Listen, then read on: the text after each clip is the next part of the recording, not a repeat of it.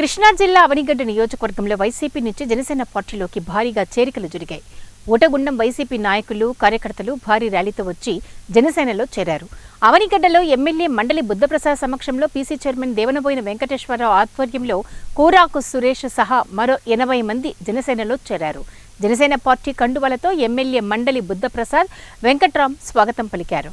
జనసేన సిద్ధాంతాలకు అనుగుణంగా పని చేయాలని ఎమ్మెల్యే సూచించారు. మన సామాన్య ప్రజల యొక్క బాగోగుల గురించి ఆయన పార్టీ పెట్టాడు తప్ప పెద్దవాళ్ళకి కొమ్ము కాయటానికి కాదన్న విషయం మాత్రం మీరు గుర్తించాలని చెప్పి నేను కోరుతున్నాను. ఆయన ఎక్కడ ధనికులను ప్రోత్సహించడం, అలా ధనికులను ప్రోత్సహిస్తే నా సీట్ ఇచ్చేవాడు కాదు. అంచేత ఆయన ఏంటంటే సమాజంలో అట్టడి వర్గాలకి మనం ఏం చేయాలి. ఇంతవరకు ఆంధ్రప్రదేశ్ చరిత్ర వచ్చిన తర్వాత ఉప ముఖ్యమంత్రిగా కాళ్ళకి చెప్పులు లేకుండా గిరిజన ప్రాంతాల్లో తిరిగిన వాళ్ళు ఎవరైనా ఉన్నారా పవన్ కళ్యాణ్ గారు తప్ప అని చెప్పాడు.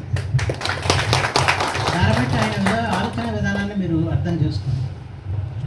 ఇంతవరకు గిరిజన గ్రామాల్లో రోడ్లు లేవు, డోలీల మీద తీసుకెళ్లాల్సిన పరిస్థితి వచ్చింది. ఎవరు గర్భిణీ స్త్రీలని దానికి ఇవాళ కొన్ని వేల కోట్ల రూపాయలు కావాలి అక్కడ వేయాలంటే.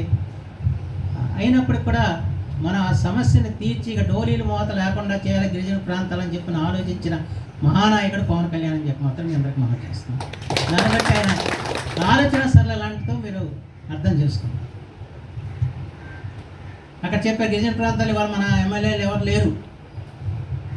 అక్కడ మీలాగానే ఆ పార్టీ కోటేసిన వాళ్ళని అయినప్పుడు అదిగా సమస్య. ఎందుకంటే మన ముందు చాలా బృహత్తరమైన కార్యక్రమం ఉంది. దాదాపు మీ గ్రామాల్లో 5 సంవత్సరాలుగా పంట పండించుకునే పరిస్థితి ఉంది. సముద్రం నీరు చొచ్చుకుని వచ్చేస్తుంది.